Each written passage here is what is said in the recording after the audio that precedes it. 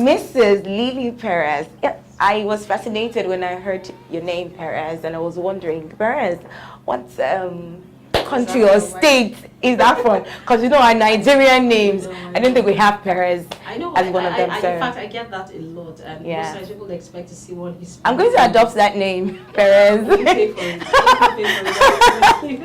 Okay, so yes. How did you come about the name Perez? Well, that's my husband's name. My name is Lily. Then I got the Perez from him. I took it from him.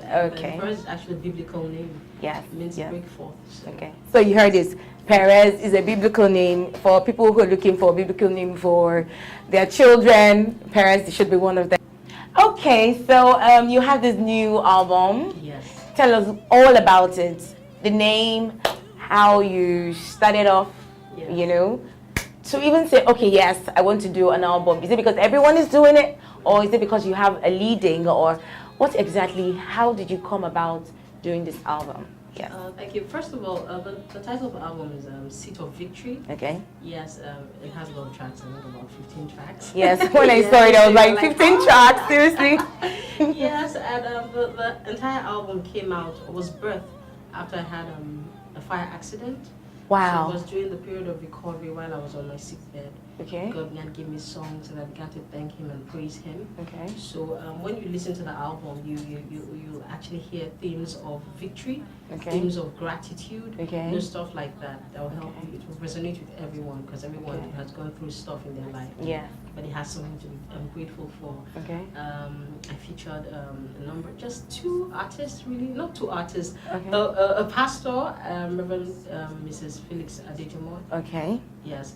And Tayo Konga. and the Yes. Tayo Konga. I want to feature a lot of artists at that point in time because it was a project that was really personal to me, and especially at that particular time. So I did everything prayerfully. Okay. And I have been recording for a while, like singles. I have a lot of singles. Okay, you've been recording before the incident or after? No, even before the incident. Most of the songs did not make it to the album because the album, those songs actually birthed during that period of recovery. But I had a couple of singles on air, so a lot of people had been like, really want an album, but it never just felt like the right time. And you need to be careful, and when God is saying, this is the time. Yeah. When the accident happened, it was like the Holy Spirit was telling me, okay, listen. Okay, so you said a couple of things and a lot of things. Number one, fire accident. She actually had a fire accident. She's a fire survivor, and she's an artist. I mean that would have just automatically, destabilized you and get you off track. Yes. But you still continued. Yes. And please tell us, how did it come about? What was the fire accident about? And how long has it been? And how has the journey been? How did you get support from friends, from colleagues, especially your husband? Yes, we want to know all of that. The accident happened in February last year, so it's been like a year plus now. You start off the day, wake up in the morning, and never expect tragedy or anything, never foresee anything like that. And it was like every other day, went out, came back in. My help had forgotten to turn off the gas at home. My son was home, and he was just about a year plus at the time. Okay. So I remember getting into the kitchen and trying to put out fire, and I was just engulfed my hand. The next thing, everything happened basically split seconds. Wow. Because for fire, you never know, it's really volatile. The gas was left on without you knowing. Yes, and there was something on fire. Oh. Yes, so I just remember lifting my hand and realizing fire had already gotten on you. My body was already on fire. Wow. And I had my weave on, not my weave. To make it worse. Make it worse. And I just cried to God from the depths of my spirit because I remember the devil telling me at that time, you hear the voice. That was definitely in your face. I was like asking God, this is going to be it. But the spirit, actually, I believe it's the devil because God has not given us a spirit of fear. That spirit just kept telling me. And it's our duty as Christians to overcome. Yes, like even if you're not going to die, you're going to be deformed by the time this fire is through with you. And I don't know how it happened because there was nobody with me. There was no fire extinguisher, so it wasn't like there was anyone to help me put out the fire. Wow. And your son at that time, where was he? He was in the room. So when you were screaming, obviously, did he come out? No, he didn't even know. It was some neighbors had seen the fire. Okay. They went back and had run. Okay. To the back, and I just remember the fire being put out. It's unexplainable. Okay. You know, Without, it wasn't like the neighbors nobody did something By the time extraordinary they and came, the fire was out. So wow. everybody just kept But it saying, had done "You had to some be major God." burn. My body took the major part of the fire. Okay. Even the fire that had started burning On my your hair, yeah. it went out. Wow. So I don't understand how God just did it for me. Wow, Because that I know was. sometimes it sounds cliche when you Yes, ask people how yes, this happened. They say yes, it's God. yes, and they say everything is God. It is God. Yes, because, until people actually experience God, I think Yes. it's difficult because God in itself, you can't understand. God is mysterious. God can do things for you to understand all the time. He is God. Absolutely. So yes, I think I can relate to what you're saying. It was just amazing, and people came out, and everybody was like, "Okay, pour egg, pour this thing." How people wanted. Yes, to save so to save the skin, yes. And I was rushed to the hospital, and then they kept saying, nurses kept saying, "Madam, this is God. It's just God. God could have been the one to do it, And I'm just really grateful. So it was from that place I got, like you asked, support from friends and family. Yes. My family, the support I got from my family was huge. From church, from friends, people kept calling me to check on me. That's the joy of being in the fold. Yeah. So it was it was a bitter experience, but God turned it into something sweet sweet. Absolutely. Absolutely. That it happened, yes, but glory to God, it didn't get worse. Yes. But most importantly, how did your husband take it? I mean, my beautiful wife, now partially burnt. My wife, I saw that day, because he had gone out, but we had seen before he left, and then so we just called him and told him I was at the hospital. So I was wondering from where to where. I just saw her. The network that day was kind of crazy. He couldn't reach me, and finally got to the hospital and found I was like confused, So I just thank God. Okay. For some reason, I think the miracle, apart from being delivered from the fire, was for me forgiveness. God being able to take me through that process and teach me forgiveness during that period. Okay, forgiveness. How? Yeah, the help. It was her carelessness that led to the help. Yes. Oh, I thought what you said was this, your son. No, my son was just a year plus. So okay. And if I hadn't come home at that time. Well, probably maybe the whole house would have got it up. And then to see her every day, the object of my pain, basically, and to just ignore it and just forgive and look past. Yes. I mean, seeing someone who's responsible for how you became, and then I mean, geez, I can imagine. It's just the Holy Spirit. That's so wait, is your help still with you? No, she isn't. She left after a while. I think even the guilt and everything. Yeah, the guilt. I think she kept expecting me to come. And then just but and my husband couldn't explain. He was like, my wife is so calm, but I think the Holy Spirit was just dealing with me. Wow. The question we should ask ourselves is, if it were you, would you have done, what would you have done? Sent your help away, of course, obviously, or would you have, watch her, see her every day, and she's the one responsible for what you're going through? What would you have done? I think we should just reflect on that. Okay, so there's this question I want to ask. So when this happened, obviously what you would run through your mind is, why me? Why me, God? Why? I'm a Christian. I serve you. I do a lot of things for you. So why would this happen to me? What was your strength at that time? What was it that made you pull through? Apart from the fact that you're grateful that you didn't die. Also, did you ever, at any point in time, feel depressed? Like, oh my God, why me? Why me? And what made you pull through? Okay. Of course, we're human beings, and it's only natural for you to feel a certain way, especially when you feel things are supposed to go in a certain way because you've been walking in accordance with God's word in your own perspective. But while I was recovering on my recovery bed, I began to hear voices, trying to tell me, you serve God, and this happened to you. Just dishing. Yes, whenever you're going to sing, you're going to minister, you have to wear this, you'll be able to wear things you want to wear, you'll be able to do things you want to do, because you know how ladies are, we have to cover conscious of how you look, stuff like that. And I knew that the devil was already preparing me for the path of depression and ingratitude. So I began to thank God. So what I did was that I began to see past all the negative things that happened. You saw past I saw past that. I began to thank him for what he averted. Okay. If God hadn't come through, I wouldn't even be here talking about scars in the first place.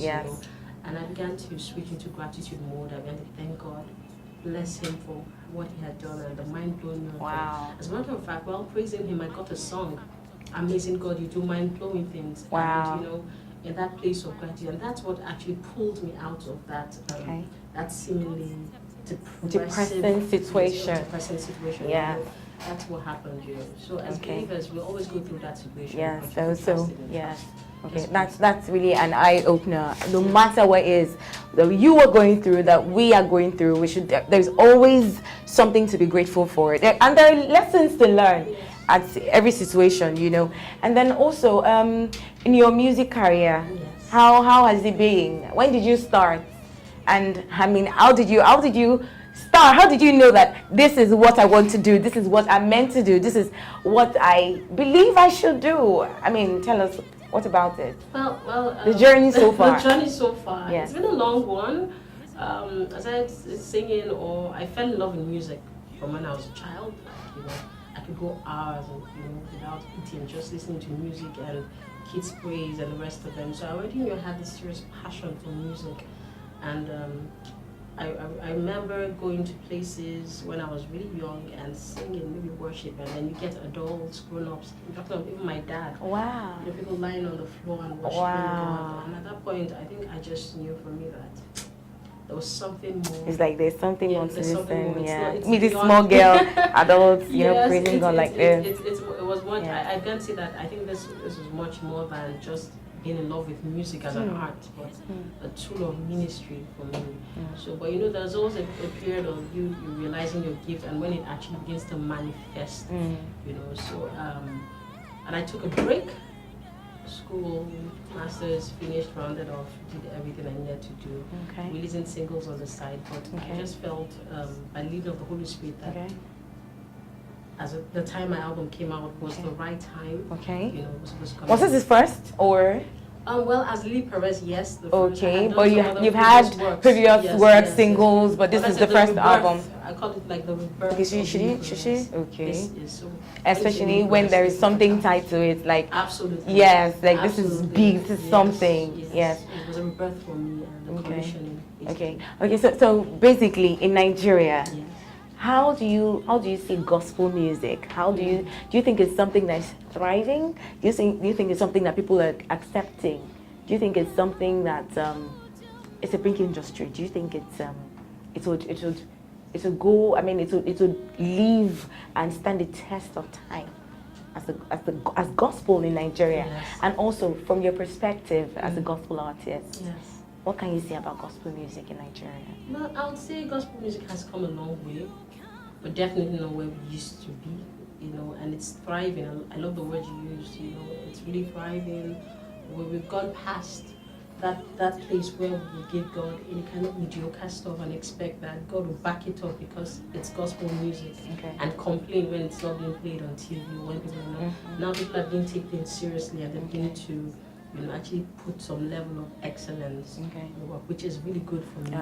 And it's beginning to even get the attention of the international market, which is absolutely, you know, I mean, last week, just the Sunday that passed, we had NK bringing PEREZ shared, it was awesome. And we have Tim Godfrey, who brought Kirk Franklin last year, and is bringing Travis Green again. So it's beautiful. But there's a lot of room for improvement. We must never get to a point where we say we've attained. There's so much more to achieve, especially when we have people on the outside market that we're looking forward to. So basically, the thing is, as the music minister, we have people who is featured circular artist, and yes, we're going there. What do you think? I mean, is it okay? Is it totally no? Is that a red flag, or is it okay? What can you say about it? And why do you even think people went into the business of inviting circular artists to or doing gospel work or gospel music? Okay, so is there any other projects you're involved in? If there are any, let us know about them. You never can tell, you know. Okay. People are watching. So I'm working on releasing some live series of worship, or yes, worship live series, okay, where people can actually get in and experience how Lily worships God in her personal time. Wow. I'm going to be sharing it with the world. Okay. And I'm working on some other projects towards the end of the year, a live concert. Wow. I'm not sure when exactly or where it will be. Okay. Management is like, just keep it ship. Be sure to let us in. Yes, but Kingdom Boys definitely know when yeah. when All right. And more songs are going to be coming out and more videos. Wow, interesting. Just look out. Wow. So many things we've learned today, our journey. I mean, especially when the burns and fire accident happened, how she went through it, and God being a backbone, a rock. Yes, the devil came to, discourage her, but because she knew what the devil was trying to do, yes, the Bible already told us, has said it, that we should be very wise. Yes, fine. The devil is like a serpent. Is wise too. It's very wrong to say the devil is foolish. No, he's very wise. But God has given us the power to overcome situations. So yes, that's some encouragement there. And also, as a born again, as a Christian, it is not okay to say to be mediocre or to be where you are. I mean, try to be more. Try to be more. There are people doing a lot of things today. And there are things that God has kept inside of you. He has invested them. It's an investment. So there has to be profits. You have to make do of what you have to get more results. Yes, that's basically it. I don't think there's any easy way to answer this question. But my perspective is the motive counts. Why are you doing it? Are you trying to get popular or reach the fans of those people? What's the, I also feel that no one has an exclusive right to the name of Jesus. Mm-hmm. So yes. If a secular artist is going to sing about Jesus Christ, yeah. as believers, we don't have right to tell He them. died for sinners, just like people would say. We don't have right to tell them, shut up, whatever. But if I'm going to invite or feature a secular artist, first of all, I need to find out what that artist stands for. Mm-hmm. Not everybody can sing gospel music. Mm-hmm. That's the truth. Mm-hmm. Some people sing love music, some people sing inspirational music, some people sing mainstream music. Okay, we don't really want to go like deep because it's a different ballgame entirely. But yes, like I'm saying, if I'm going to invite you, yeah, I need to look at your lifestyle. Even if you're not singing gospel music, We have people who don't sing gospel music, but they're singing conscious music that edifies. Thank you. People like Timmy Dakolo. Oh my God, you just brought that word out of my mouth.